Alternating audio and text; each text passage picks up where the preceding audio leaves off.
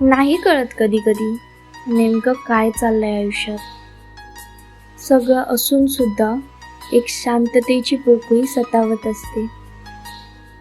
माणसं आसपास असतात, पण संवाद हरवलेला असतो.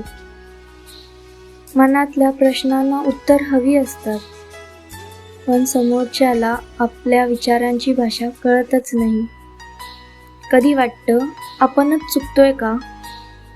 कधी वाटतं सगळंच चुकतंय. पण चुकलेल्याचं दुःख कुणाला नाही सांगता येत. कुणी वस्तूंची नाही, ती आहे समजून घेणाऱ्याच्या उपस्थितीची. आणि म्हणूनच कधी कधी स्वतःलाच समजून घ्यावं लागतं. कारण उत्तर नसतात मिळणारी, ती शोधावी लागतात स्वतःच्या एकटेपणाच्या वरती.